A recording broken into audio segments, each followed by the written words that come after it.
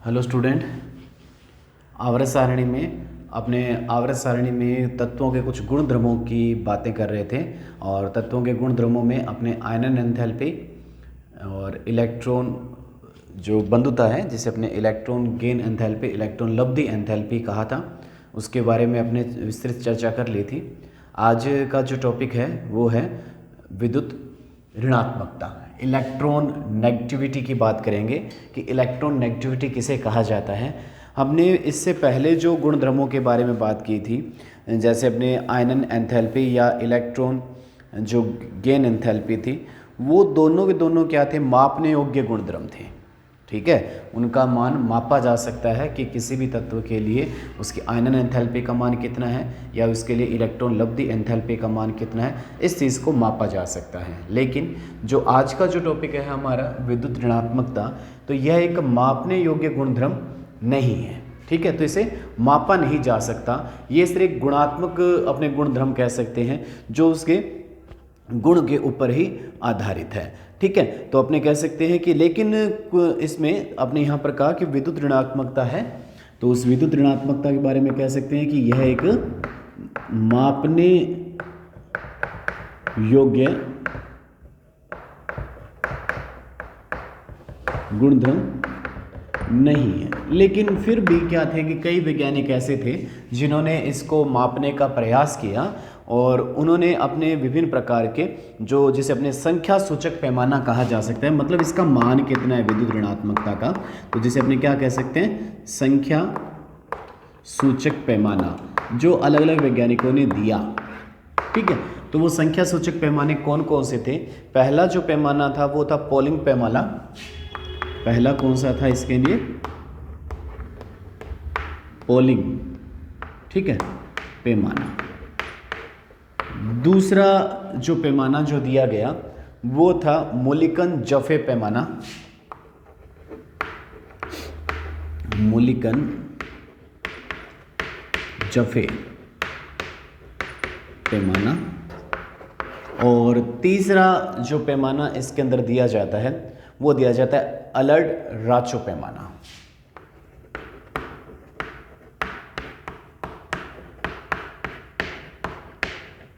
ठीक है, तो तीन पैमाने विद्युत ऋणात्मकता को मापने के लिए दिए गए।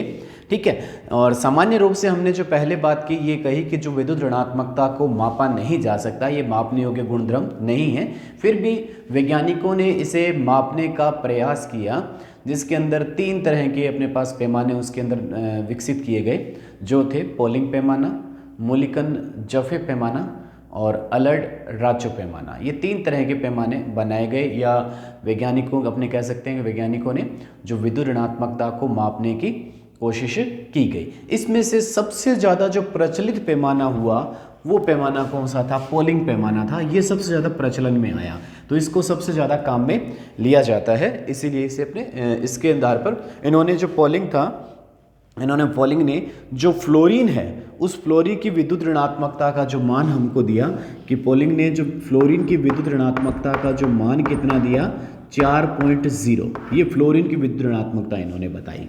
ठीक है, मात्रक नहीं है, मात्रक विहीन होगा ये, तो 4.0 फ्लोरीन की विद्युत ऋणात्मकता बताई। अर्थात हमारी आवर्त सारणी में सबसे अधिक विद्युत ऋणी तत्व है या जिसकी सबसे अधिक विद्युत ऋणात्मकता जो पाई जाती है वो किसकी होती है, फ्लोरीन की होती है। तो फ्लोरीन की विद्युत ऋणात्मकता का मान आवर्त सारणी में सर्वाधिक होता है।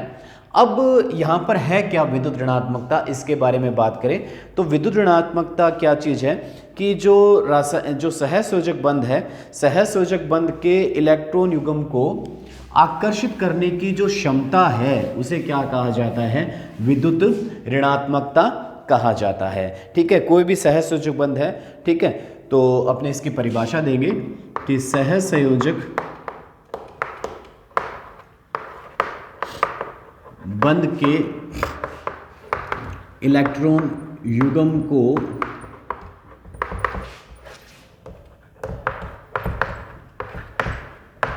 आकर्षित करने की क्षमता। ठीक है, सहसंयोजक बंध के इलेक्ट्रॉन युग्म को आकर्षित करने की क्षमता का जो गुणात्मक माप है, क्षमता का गुणात्मक माप विद्युत ऋणात्मकता कहलाता है।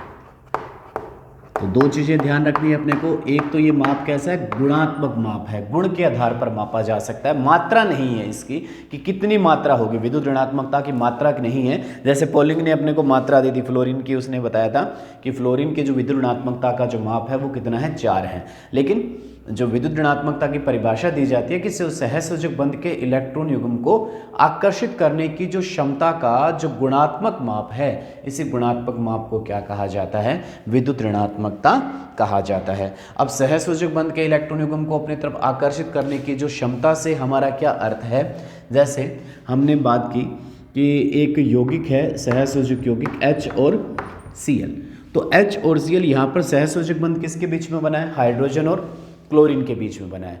तो कहता है कि ये जो सहसंयोजक बंध के जो इलेक्ट्रॉन युग्म है, ये जो इलेक्ट्रॉन युग्म है, इस इलेक्ट्रॉन युग्म को कौन सा तत्व अपनी तरफ ज़्यादा आकर्षित करेगा, उसके आकर्षित करने की क्षमता को ही क्या कहा जाता है, विद्युत ऋणात्मकता कहा जाता है। तो मैं कहता हूँ कि जो सहसंयोजक बंध का जो इलेक्ट्रॉन युग्म है, इस इलेक्ट्रॉन युग्म को जो क्लोरीन है वो क्लोरीन अपनी तरफ आकर्षित कर लेता है। ठीक है, क्लोरीन क्या करेगा, अपनी तरफ इसको आकर्षित कर लेगा। इन युग्म को झुकाव जो है वो झुकाव किसकी तरफ हो जाएगा, क्लोरीन की तरफ हो जाएगा। क्यों खींचा क्लोरीन ने, तो यहां पर ये कहा जा सकता है कि क्लोरीन की विद्युत ऋणात्मकता क्या होती है, ज्यादा होती है। ठीक है, किससे, हाइड्रोजन से, कि क्लोरीन की विद्युत ऋणात्मकता किससे ज्यादा है, हाइड्रोजन से ज्यादा है। हर एक ये नहीं कह सकते कि इसकी सर्वाधिक है, क्योंकि ये तो क्या तुलनात्मक अध्ययन है, दो तत्वों की तुलना करेंगे और तुलना के आधार पर बताया जा सकता है कि हाइड्रोजन में से, अब इसी तरह से अगर दूसरा यौगिक अपने ClF3 अगर लिया जाए, तो ClF3 में से क्लोरीन और फ्लोरीन आपस में जुड़े हुए हैं। तो अब आपने कहा था कि HCl में तो विद्युत ऋणात्मकता ज्यादा किसकी है, Cl की है, लेकिन ClF3 में विद्युत ऋणात्मकता ज्यादा किसकी है, फ्लोरीन की है। तो ये क्या हो गया, तुलनात्मक अध्ययन हुआ, दो तत्वों का तुलनात्मक अध्ययन कि जो सहसंयोजक बंध बन रहा है, यहाँ पर क्लोरीन और फ्लोरीन के बीच में जो ये सहसंयोजक बंध बन रहा है, तो ये सहसंयोजक बंध के जो इलेक्ट्रॉन युग्म है वो कौन खींच लेगा, फ्लोरीन है, वो फ्लोरीन अपनी तरफ इसको क्या कर लेगा, इलेक्ट्रॉन युग्म को आकर्षित कर लेगा। अर्थात इन जो बंध के जो इलेक्ट्रॉन युग्म है, इनका जो घनत्व है, इलेक्ट्रॉन घनत्व फ्लोरीन की तरफ क्या होगा, ज्यादा होगा और क्लोरीन की तरफ क्या होगा, कम होगा। तो फ्लोरीन पर इलेक्ट्रॉन घनत्व बढ़ जाता है। इसी प्रक्रिया को ही अपने क्या कहा जाता है, विद्युत ऋणात्मकता कहा जाता है। ठीक है, हाँ, अगर ये चीज जैसे ये हो, क्लोरीन और क्लोरीन, तो दोनों की विद्युत ऋणात्मकता यहाँ पर क्या है, समान है। तो सहसंयोजक बंध के जो इलेक्ट्रॉन युग्म है किसी भी एक परमाणु की तरफ आकर्षित नहीं होंगे, इनके बीच में रहेंगे। ठीक है, तो ये सिर्फ क्या चीज है, एक तुलनात्मक अध्ययन है जिसमें दो तत्वों की तुलना करके अपने उसकी विद्युत ऋणात्मकता के मान को ज्ञात किया जा सकता है, सिर्फ गुणों को, कि अपने ये कह सकते हैं कि ये तत्व ज्यादा विद्युत ऋणी है और ये तत्व क्या है, कम विद्युत ऋणी है। तो अपने को पता कैसे चलेगा कि कौन से तत्व की विद्युत ऋणात्मकता ज्यादा है और कौन से तत्व की विद्युत ऋणात्मकता कम है, तो इसके बारे में अपने कैसे पता लगाएं। तो इसके लिए साधारणतः विद्युत ऋणात्मकता के लिए जो ये कहा जाता है, इसके बारे में बात वो क्या कही जाती है कि अपने अगर एक आवर्त में अगर आगे की तरफ बढ़ते हैं, तो सबसे पहले अपने आवर्त में बात करें कि वो कहता है कि एक आवर्त में जब हम बाएं से दाईं तरफ जाएंगे, ठीक है, एक आवर्त में अपने किस तरफ जाएं, बाएं से दाएं तरफ जाएं, तो वो क्या कहता है कि बाएं से दाएं तरफ जाने पर विद्युत ऋणात्मकता का जो मान है वो बढ़ता है। ठीक है, सिंपल से याद करना है कि एक ही आवर्त के अगर तत्व हो तो एक ही आवर्त के तत्वों में से सबसे विद्युत ऋणी तत्व कौन सा होगा, जो तत्व उस आवर्त में दाईं तरफ स्थित होगा उस तत्व की विद्युत ऋणात्मकता क्या होगी, ज्यादा होगी। जैसे उदाहरण लेता हूं मैं, हमने उदाहरण लिया lithium, beryllium, boron, carbon, nitrogen, oxygen, fluorine. Last के तत्वों की बात नहीं करेंगे, वो उत्कृष्ट गैसें हैं। तो आपने देखे कि ये बाएं से दाईं तरफ जा रहे हैं, तो तुलना की जाए यहाँ पर, तो मैं कहता हूँ कि बोरोन से ज्यादा विद्युत ऋणी तत्व कौन है, कार्बन, कार्बन से ज्यादा विद्युत ऋणी तत्व कौन है, नाइट्रोजन। तो बोरोन और नाइट्रोजन की तुलना करेंगे तो क्या होगा, तो देखिए हमने कहा बोरोन से ज्यादा कार्बन है और कार्बन से ज्यादा कौन है, नाइट्रोजन। तो ऑब्वियसली क्या होगा कि बोरोन से ज्यादा विद्युत ऋणी तत्व कौन होगा, नाइट्रोजन।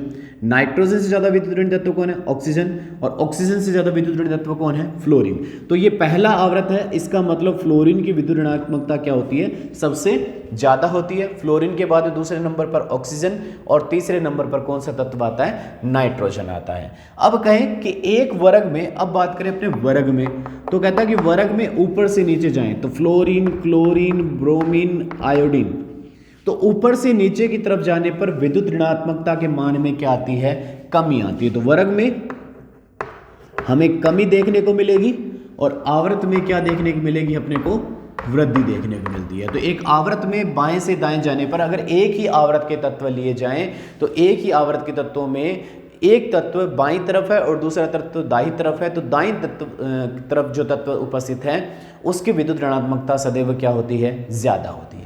दूसरी बात करें वर्ग में ऊपर से नीचे की तरफ जाने पर, तो जो तत्व वर्ग में ऊपर स्थित है तो उस ऊपर वाले तत्व की नीचे वाले तत्वों से विद्युत ऋणात्मकता क्या होती है, ज्यादा होती है। जैसे क्लोरीन और ब्रोमीन की अगर तुलना करें तो क्लोरीन और ब्रोमीन में से क्लोरीन ब्रोमीन के ऊपर स्थित है, तो ब्रोमीन की विद्युत ऋणात्मकता क्या है, क्लोरीन की तुलना में क्या है, कम है। तो यहां पर दो तत्वों की तुलना कर सकते हैं। इसी तरह से अपने देखो ऑक्सीजन, सल्फर, सिलेनियम, टेलुरियम, कोलियम, तो यहां पर मैं कहता हूं कि सल्फर और सिलेनियम में से विद्युत ऋणात्मकता ज्यादा किसकी है, तो दोनों में से ऊपर कौन है, सल्फर है, तो सल्फर की विद्युत ऋणात्मकता सिलेनियम से क्या होगी, ज्यादा होगी। ऑक्सीजन और सल्फर में से ज्यादा किसकी है, तो ऑक्सीजन सल्फर से ऊपर स्थित है, इसका मतलब ऑक्सीजन की विद्युत ऋणात्मकता क्या होगी, ज्यादा होगी। तो बात हमने सहसंयोजक बंध में जब दो तत्वों के बीच में बंध बन रहा है तो उन दोनों तत्वों को देखना पड़ेगा कि कौन सा तत्व किस तरफ स्थित है। जैसे हमने उदाहरण लिया, हमारा उदाहरण है NF3, तो कहता है NF3 में से नाइट्रोजन और फ्लोरीन में से विद्युत ऋणात्मकता, अपने को पर्टिकुलर इस पर ध्यान रखना है, पूरा नहीं देखेंगे। तो नाइट्रोजन और फ्लोरीन अब देखा एक ही आवर्त के तत्व हैं और दोनों में से फ्लोरीन किस तरफ स्थित है, बाईं तरफ स्थित है, तो बाईं तरफ स्थित है, इसका मतलब फ्लोरीन की विद्युत ऋणात्मकता क्या होगी, ज्यादा होगी। ठीक है, आपने बात की OF2 की, तो OF2 में देखें ऑक्सीजन और फ्लोरीन के बीच में सहसंयोजक बंध बन रहा है।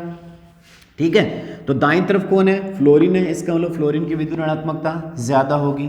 अब मैंने बात की यहाँ पर जैसे NO2 की, अब देखिए नाइट्रोजन और ऑक्सीजन में से ऑक्सीजन दाईं तरफ है, इसका मतलब इस यौगिक में ऑक्सीजन की विद्युत ऋणात्मकता ज्यादा है और इस तत्व में किसकी ज्यादा थी, फ्लोरीन की ज्यादा है। तो तुलना करनी पड़ती है कि कौन से दो तत्वों के बीच में सहसंयोजक बंध बन रहा है और उस सहसंयोजक बंध में जो तत्व दाईं तरफ स्थित है उसकी विद्युत ऋणात्मकता क्या होती है, ज्यादा होती है। इसी तरह से अपने बात की SO2 की, तो कहता है जी S और O दोनों एक ही वर्ग के तत्व हैं, तो एक ही वर्ग के तत्व हैं, तो जो तत्व नीचे स्थित होगा उसकी विद्युत ऋणात्मकता क्या होगी, कम होगी, और जो ऊपर होगा उसकी विद्युत ऋणात्मकता ज्यादा होगी। तो ऑक्सीजन सल्फर से ऊपर स्थित है, अतः इसकी विद्युत ऋणात्मकता क्या होती है, ज्यादा होती है। ठीक है, तो अपने ये क्या आ गई कि एक आवर्त में बाएं से दाएं जाने पर विद्युत ऋणात्मकता के मान में क्या देखने को मिलेगी, अपने को वृद्धि देखने को मिलेगी, जबकि एक वर्ग में ऊपर से नीचे की तरफ जाने पर विद्युत ऋणात्मकता के मान में क्या देखने को मिलती है, अपने को कमी देखने को मिलती है। तो इसे क्या कहा जाता है, विद्युत ऋणात्मकता के मान में जो आवर्त और वर्ग में क्या प्रभाव पड़ता है उसे अपने डिस्कस किया। सबसे अधिक विद्युत ऋणी तत्व के अगर बारे में अपने से पूछा जाए तो सबसे अधिक विद्युत ऋणी तत्व कौन सा होता है, फ्लोरीन होता है, दूसरे नंबर पर ऑक्सीजन है और तीसरे नंबर पर कौन सा तत्व है, नाइट्रोजन है। तो ये चीज आपको यहां पर ध्यान रखनी है।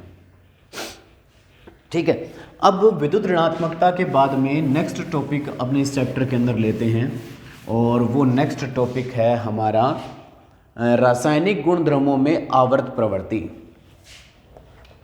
रासायनिक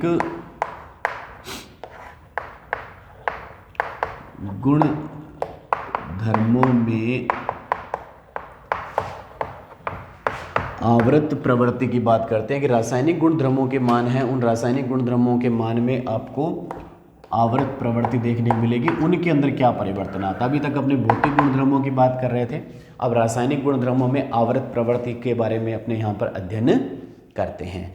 ठीक है, तो रासायनिक गुणधर्मों से हमारा जो मतलब होगा वो पहला तो मतलब आ जाएगा यहाँ पर संयोजकता या ऑक्सीकरण अवस्था। किसकी बात करेंगे अपने, संयोजकता या ऑक्सीकरण अवस्था की बात करेंगे अपने, संयोजकता व ऑक्सीकरण अवस्था। ठीक है, तो इसके बारे में अपने यहाँ पर बात करते हैं कि संयोजकता और ऑक्सीकरण अवस्था में एक आवर्त में क्या प्रभाव अपने को देखने को मिलता है।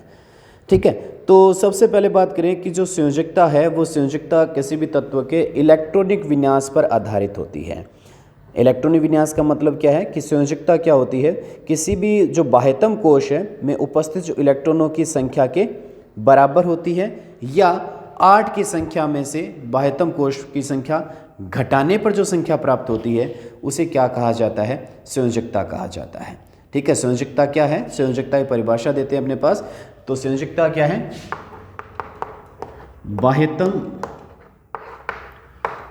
कोश में उपस्थित इलेक्ट्रॉन की संख्या के बराबर या बाह्यतम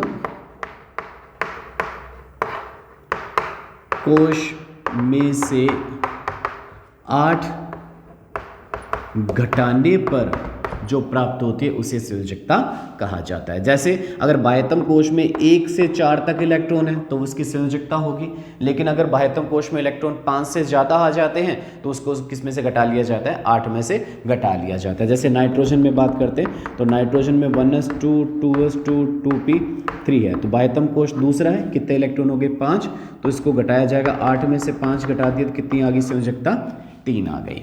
ठीक है, इस तरह से सोडियम के अंदर अगर हम बात करें तो सोडियम में 1s2 2s2 2p6 3s1, तो इसका बाह्यतम कौन सा है, 3s1 है। इसके अंदर कितने हैं, बाह्यतम कोश में 1 इलेक्ट्रॉन है, तो इसकी संयोजकता कितनी हो गई, 3, 1 हो गई। तो या तो बाह्यतम कोश के इलेक्ट्रॉनों की संख्या के बराबर या उसमें से 8 घटाने के बाद में हमें जो संयोजकता प्राप्त होती है, जो मान प्राप्त होता है, उसे क्या कहा जाता है, संयोजकता कहा जाता है। ठीक है, लेकिन आजकल क्या हो गया कि संयोजकता के स्थान पर हम ऑक्सीकरण अवस्था शब्द का प्रयोग करने लग गए। ठीक है, तो कौन से शब्द का प्रयोग करते हैं, अपने ऑक्सीकरण अवस्था शब्द का प्रयोग किया जाता है। ये जो ऑक्सीकरण अवस्था है, ये ऑक्सीकरण अवस्था अगर अपने बात करते हैं तो ये धनात्मक और ऋणात्मक होती है। ऑक्सीकरण अवस्था क्या होती है, धनात्मक और ऋणात्मक होती है। ठीक है, तो अपने कहेंगे कि एक विशेष यौगिक में तत्व के किसी परमाणु द्वारा अन्य परमाणुओं के आवेश की संख्या को ग्रहण करने को क्या कहा जाता है, उसकी ऑक्सीकरण अवस्था कहा जाता है। ठीक है, तो आजकल अपने संयोजकता तो सीधी सी बात है कि किसी भी तत्व के बाह्यतम कोश में कितने इलेक्ट्रॉन हैं वो, या उसको 8 में से घटाने के बाद में जो अपने को मान प्राप्त होता है उसे क्या कहा जाता है, संयोजकता कहा जाता है। लेकिन संयोजकता का मान अपने धनात्मक या ऋणात्मक प्रवृत्ति का नहीं बताते। ठीक है, आजकल अपने क्या शब्द काम में ले रहे हैं, ऑक्सीकरण अवस्था का प्रयोग में ले रहे हैं। तो ऑक्सीकरण अवस्था क्या है, कई लोग क्या है कि ऑक्सीकरण अवस्था और संयोजकता को एक ही मानते हैं, लेकिन ऑक्सीकरण अवस्था क्या है, आपने कह सकते हैं किसी यौगिक में किस तत्व के किसी, आपने कह सकते हैं यौगिक में तत्व के किसी, कोई भी यौगिक है उसमें तत्व के किसी परमाणु द्वारा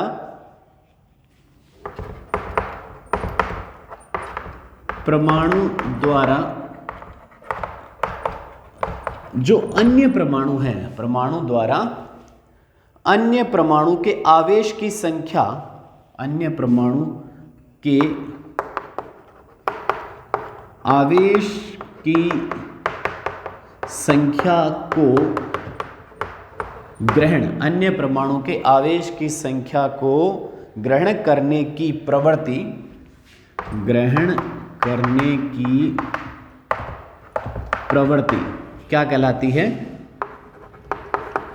ऑक्सीकरण संख्या कहलाती है। ठीक है, जैसे OS कहा जाता है। ठीक है, इसे क्या कहा जाता है, ऑक्सीकरण संख्या कहा जाता है। ऑक्सीकरण संख्या किस तरह से ज्ञात की जाती है उसे हमारा एक चैप्टर आएगा अलग से, रेडॉक्स अभिक्रिया। तो उस रेडॉक्स अभिक्रिया में हम ऑक्सीकरण संख्या को ज्ञात करना सीखेंगे। ठीक है, तो अपोपचय अभिक्रिया या रेडॉक्स अभिक्रिया चैप्टर है हमारा अध्याय नंबर 8। उस अध्याय नंबर 8 में ऑक्सीकरण संख्या को किस रूप में ज्ञात किया जाता है या कैसे इसके मान को ज्ञात करते हैं, तो वहाँ पर अपने इसको डिटेल में कहा जाएगा। ठीक है, तो वहाँ अपने इसकी डिटेल में बात करेंगे इसके अंदर। अब इसमें एक अपने पास रासायनिक अभिक्रियाशीलता की बात कर सकते हैं। तो रासायनिक तत्व रासायनिक अभिक्रिया क्यों करते हैं, इसके पीछे का कारण अपने स्पष्ट कर दिया कि तत्वों के जो रासायनिक अभिक्रिया करने का जो कारण है वो क्या है कि कोई भी तत्व जो क्या करते हैं अपने बाह्यतम कोश में कितने इलेक्ट्रॉन पूरे करना चाहता है, 8 इलेक्ट्रॉन पूरे करना चाहता है। इसके लिए वो क्या करता है, रासायनिक अभिक्रिया करता है। ठीक है, अब यहाँ पर नेक्स्ट जो टॉपिक मैं इसमें लेता हूँ वो आज का जो नेक्स्ट टॉपिक है वो है विकर्ण संबंध। विकर्ण संबंध क्या होता है, आपने कहते हैं कि जो एक ही वर्ग के जो तत्व हैं, एक ही वर्ग के तत्वों के गुण धर्मों में क्या पाई जाती है, समानता पाई जाती है, इसीलिए उन्हें एक ही वर्ग में रखा जाता है। लेकिन कुछ तत्व अपने वर्ग के तत्वों से समानता न प्रदर्शित करके, समानता मतलब उसके परमाणु आकार में, आयनीय एंथैल्पी, इलेक्ट्रॉन बंदी एंथैल्पी, ये जो मानो कि अपने बात की है, तो कोई तत्व अपने वर्ग के तत्वों से समानता न प्रदर्शित करके अपने जो निकटतम वर्ग है, ठीक है, अपने निकटतम वर्ग जो अपने उसके दाईं तरफ जो वर्ग स्थित है, दाईं तरफ के वर्ग में उस तत्व के नीचे जो तत्व उपस्थित है उसके साथ वो तत्व क्या करता है, समानता प्रदर्शित करता है। इसे क्या कहा जाता है, विकर्ण संबंध कहा जाता है। जैसे हम बात करें लिथियम, लिथियम के नीचे कौन पाया जाता है, सोडियम। ठीक है, बेरिलियम, बेरिलियम के नीचे कौन पाया जाता है, मैग्नीशियम। इस तरह से बोरोन, और बोरोन के नीचे कौन पाया जाता है, एल्यूमिनियम। ठीक है, फिर कार्बन, और कार्बन के नीचे कौन पाया जाता है, सिलिकॉन। तो अपने विकर्ण संबंध का मतलब क्या हुआ कि लिथियम को सोडियम के गुणधर्मों के साथ समानता प्रदर्शित करनी चाहिए थी, लेकिन लिथियम सोडियम के साथ समानता ने प्रदर्शित करके अपने जो बाईं तरफ वर्ग है, बाईं तरफ वर्ग कौन सा हो गया, बेरिलियम वाला हो गया, तो बाईं तरफ वर्ग के तत्व से नीचे जो तत्व है, तो नीचे कौन सा तत्व है, मैग्नीशियम। इसी तरह से बेरिलियम के दाईं तरफ का वर्ग कौन सा हो गया, बोरोन वाला, और बोरोन के नीचे जो तत्व है कौन सा, एल्यूमिनियम। इस तरह से बोरोन एल्यूमिनियम के साथ समानता ने दर्शाकर किसके साथ दर्शाता है, सिलिकॉन के साथ दर्शाता है। तो इस संबंध को क्या कहा जाता है, विकर्ण संबंध कहा जाता है। तो लिथियम, बेरिलियम, बोरोन, कार्बन अपने वर्ग के तत्वों के साथ समानता न प्रदर्शित करके अपने से जो दाईं तरफ जो वर्ग है, ठीक है, दाईं तरफ के वर्ग के तत्वों के साथ क्या करते हैं, समानता प्रदर्शित करते हैं। इसे क्या कहा जाता है, विकर्ण संबंध कहा जाता है। जैसे मैं बताएं, एक मैं सिंपल सा उदाहरण लेता हूं, लिथियम और बेरिलियम की दोनों की मैं बात करूं तो लिथियम और मैग्नीशियम की बात करें तो लिथियम और मैग्नीशियम दोनों तत्व क्या होते हैं, नाइट्राइड का निर्माण करते हैं, जबकि सोडियम नाइट्राइड का निर्माण नहीं करता। लिथियम नाइट्राइड बना लेता है Li3n बना लेता है, मैग्नीशियम बना लेता है Mge3n2 बना लेता है। तो इस तरह से नाइट्राइड बनाते हैं, लेकिन न तो सोडियम बनाता है नाइट्राइड और न ही क्या बनाता है, बेरिलियम बनाता है। तो ये इन दोनों के गुणधर्मों में क्या पाई गई, समानता पाई गई। अब पाए जाने का कारण क्या है वो स्पष्ट करें कि विकर्ण संबंध क्यों होता है। इसमें देखिए कि एक वर्ग में ऊपर से नीचे की तरफ जाते हैं तो परमाणु आकार में क्या देखने को मिलती है, वृद्धि, और एक आवृत में बाएं से दाएं तरफ जाते हैं तो परमाणु आकार में क्या देखने को मिलती है, कमी। तो क्या हुआ, लिथियम से सोडियम का परमाणु आकार क्या है, बड़ा, और लिथियम से बेरिलियम का आकार क्या है, छोटा। इस तरह से सोडियम से मैग्नीशियम का आकार क्या है, छोटा। तो आपने कहें कि इससे ये छोटा है और इससे ये छोटा है, लिथियम से सोडियम बड़ा है, तो इसका मतलब ये हो गया कि लिथियम और मैग्नीशियम के आकार हैं वो लगभग क्या हो गए, बराबर हो गए।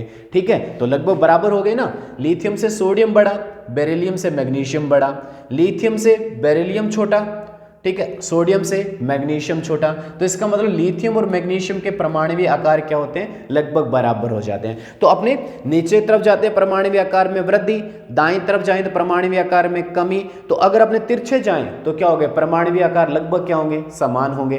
तो परमाणु आकार इनके लगभग समान होने के कारण से इनकी आयनन एंथैल्पी, इलेक्ट्रॉन लब्धि एंथैल्पी के मान हैं वो क्या होते हैं, लगभग समान होते हैं, जिसके कारण से ये अपने वर्ग के तत्वों के साथ समानता न प्रदर्शित करके अपना जो निकटतम वर्ग है उस निकटतम वर्ग के तत्वों के साथ क्या प्रदर्शित करते हैं, ये समानता प्रदर्शित करते हैं। इसे ही क्या कहा जाता है, विकर्ण संबंध कहा जाता है। ठीक है, तो विकर्ण संबंध क्या है, इसके बारे में अपने डिस्कस कर लिया यहाँ पर। ठीक है, और इसी के तरह साथ अपने पास जो ये जो चैप्टर है,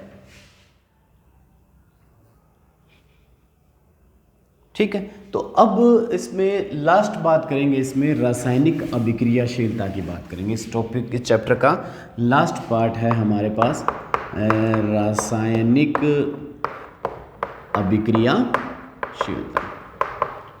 अब देखिए, जो मोजले के द्वारा जो प्रदत्त आवर्त सारणी है, बड़ी महत्वपूर्ण आवर्त सारणी है।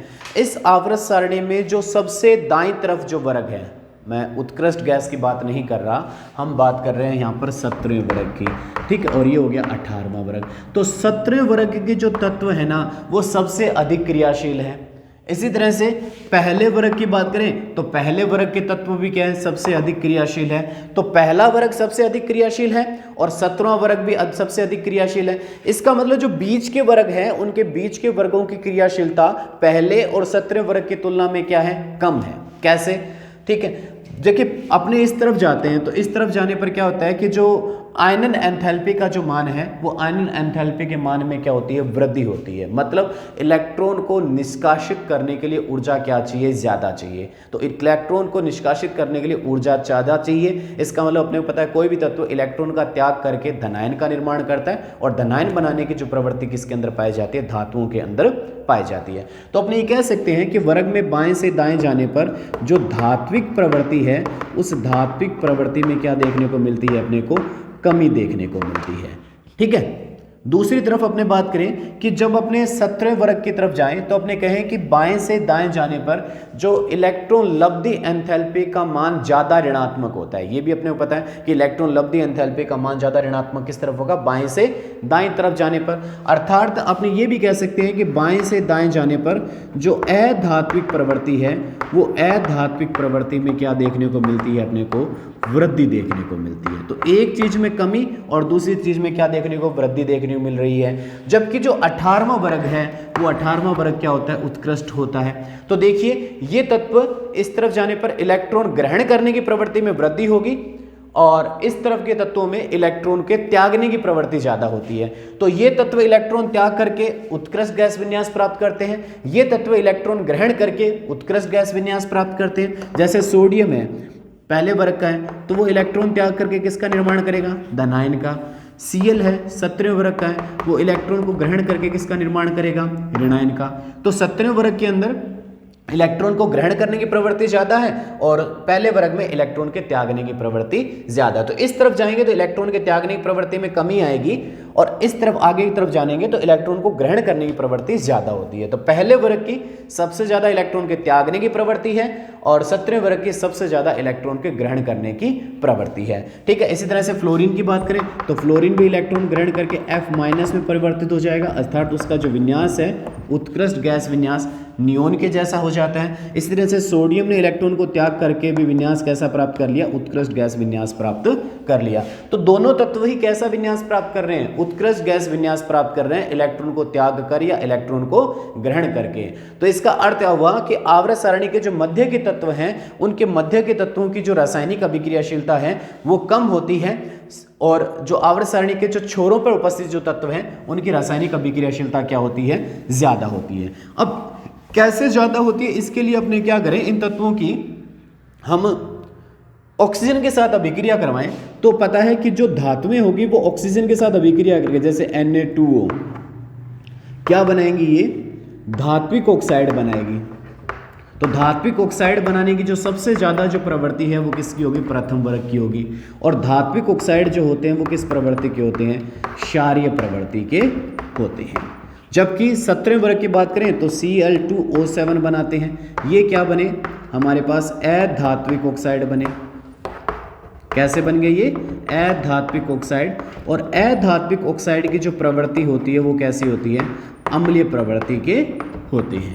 तो पहले वर्ग दूसरे वर्ग के तत्व धात्विक ऑक्साइड जो क्षारीय प्रवृत्ति के होंगे, और 17वें वर्ग या 16वें वर्ग के जो ऑक्साइड होंगे वो कैसे होंगे, अम्लीय प्रवृत्ति के होंगे। लेकिन इसके जो बीच में, जो हमारी आवर्त सारणी के जो बीच में जो तत्व पाए जाते हैं, जैसे हमने बात की एल्यूमिनियम ऑक्साइड हो गया, Al2O3 हो गया, As2O3 हो गया, इनकी प्रवृत्ति क्या होती है, उभयधर्मी प्रवृत्ति के होते हैं। उभयधर्मी का मतलब ये अम्लीय व्यवहार भी प्रदर्शित कर सकते हैं ऑक्साइड, और क्षारीय व्यवहार भी प्रदर्शित कर सकते हैं, दोनों तरह का व्यवहार हो सकता है इनका। इसी तरह से बीच के जो तत्व हैं वो उदासीन ऑक्साइड भी होते हैं, जैसे CO हो गया, NO हो गया, N2O हो गया। ये कैसे हैं, उदासीन ऑक्साइड है, मतलब इनका व्यवहार न तो अम्लीय होगा और न ही क्या होगा, क्षारीय होगा। तो वर्ग आवर्त सारणी के जो प्रथम के तत्व हैं वो धात्विक है, धात्विक ऑक्साइड आसानी से बनाते हैं, जबकि अंतिम तत्व अधात्विक प्रवृत्ति के होते हैं, अधात्विक ऑक्साइड आसानी से बनाते हैं। जबकि जो बीच के तत्व हैं वो बीच के तत्व क्या होंगे, धात्विक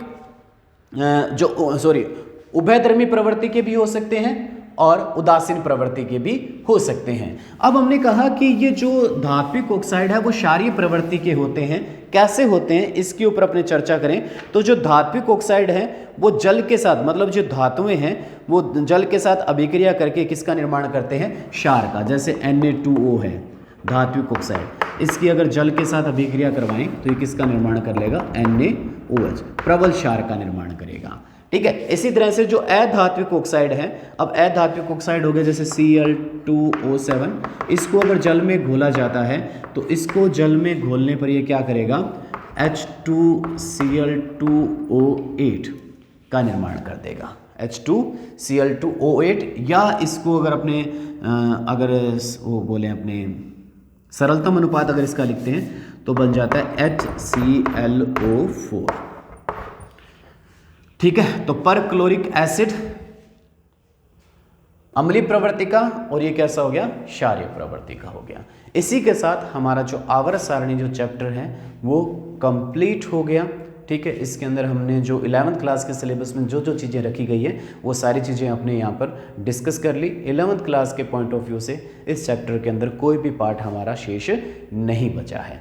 ठीक है। तो नेक्स्ट वीडियो के अंदर अपने एक नया चैप्टर स्टार्ट करेंगे, और इस चैप्टर के कोई भी क्वेश्चन आंसर जो 11th क्लास से रिलेटेड क्वेश्चन है उनके अंदर अगर आपको कोई समस्या आती है तो आप कमेंट बॉक्स में उस क्वेश्चन को लिख सकते हैं। Thank you.